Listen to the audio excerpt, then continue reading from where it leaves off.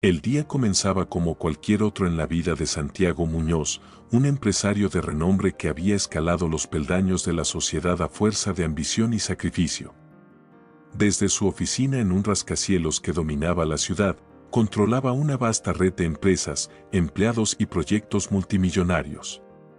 Sin embargo, en las raras ocasiones en que se detenía a mirar por la ventana, no sentía nada. Lo que había comenzado como una meta soñada ahora le parecía una rutina vacía. A pesar del éxito, Santiago era un hombre atrapado en su propio éxito, rodeado de lujo, pero huérfano de sentido. Un día, buscando un respiro de la monotonía, Santiago decidió pasear por el parque frente a su edificio. La idea le parecía absurda al principio. ¿Qué podría ofrecerme un lugar tan común?, pensó mientras cruzaba la calle. Caminó entre los senderos sombreados, sus zapatos de cuero pulido crujían sobre la grava. Fue entonces cuando lo vio por primera vez, un anciano sentado en un banco, vestido con ropa humilde, riendo con una niña que pasaba en bicicleta. Lo que llamó la atención de Santiago no fue el contraste entre la pobreza evidente del hombre y su sonrisa amplia, sino el aura de serenidad que irradiaba.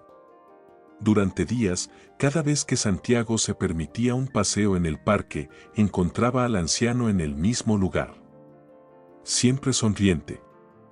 Siempre conversando con alguien, un paseador de perros, una pareja de jóvenes o incluso niños que se acercaban sin temor. Intrigado, decidió acercarse. ¿Por qué siempre está tan feliz?, preguntó Santiago sin preámbulos. El anciano lo miró con ojos llenos de sabiduría y una chispa de humor. La felicidad, joven, no es algo que busco. Es algo que cultivo. Santiago frunció el ceño. La respuesta le pareció una evasión. El anciano se presentó como Don Tomás, y antes de que Santiago pudiera responder, comenzó a hablar con una calidez que desarmó al empresario. Cada mañana, cuando despierto, hago una lista mental de 3 cosas por las que estoy agradecido. Hoy, por ejemplo, agradecí el canto de los pájaros, el aroma del café que un vecino me regala y el hecho de que mi corazón aún late, a pesar de mis años. Cuando agradeces lo que tienes, por pequeño que sea, siempre hay una razón para sonreír.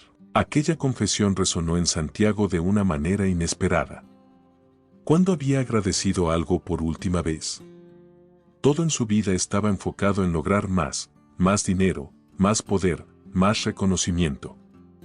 Sin embargo, escuchar a Tomás hablar de la belleza de lo cotidiano lo dejó sin palabras. Durante las semanas siguientes, Santiago empezó a frecuentar el parque con mayor regularidad.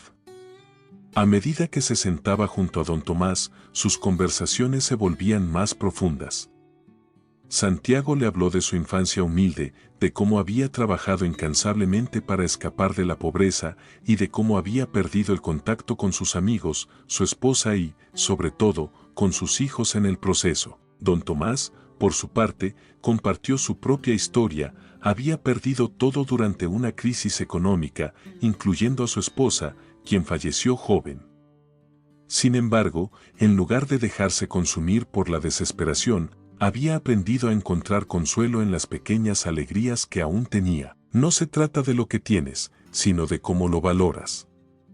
La riqueza está en los momentos que compartes, no en las cosas que posees, dijo Tomás una tarde. Una noche, después de una conversación particularmente reveladora con el anciano, Santiago decidió intentar hacer su propia lista de agradecimientos. Al principio, le costó. Todo le parecía vacío o forzado. Pero poco a poco, encontró pequeñas cosas, la calidez de la luz al amanecer que entraba por su ventana, el sabor del café preparado por su asistente, o incluso el silencio después de un largo día. Lo que comenzó como un ejercicio se transformó en un hábito, y con el tiempo, en un cambio profundo. Santiago empezó a llegar a casa más temprano, para cenar con su esposa y sus hijos. Al principio, ellos lo recibieron con cierta desconfianza. Años de ausencia no se reparan con palabras, pero su constancia comenzó a abrir una puerta. También empezó a escuchar a sus empleados, a preguntarles sobre sus vidas, sus familias, sus sueños. Poco a poco, descubrió que las conexiones humanas llenaban un vacío que ni el éxito ni las posesiones habían logrado colmar. Una tarde, Santiago fue al parque decidido a agradecer a don Tomás por haber transformado su vida. Pero al llegar al banco habitual, el anciano no estaba. Esperó unos minutos, luego una hora. Finalmente, se acercó a una mujer que paseaba a su perro. ¿Ha visto al hombre que siempre se sienta aquí?, preguntó. «¿Oh, don Tomás?», respondió la mujer, con una sonrisa triste. «Falleció hace unos días. Era un hombre maravilloso. Decía que este parque era su paraíso». Santiago sintió un nudo en el pecho. Miró el banco vacío y, por primera vez en años, sintió una lágrima recorrer su rostro. Pero no era solo tristeza lo que lo embargaba, era gratitud. Tomás le había dejado un regalo invaluable, una nueva manera de vivir.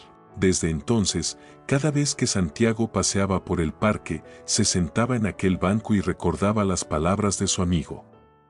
Y aunque el anciano ya no estaba físicamente, su sabiduría seguía presente, como un eco en el alma de un hombre que, al fin, había aprendido a ser feliz.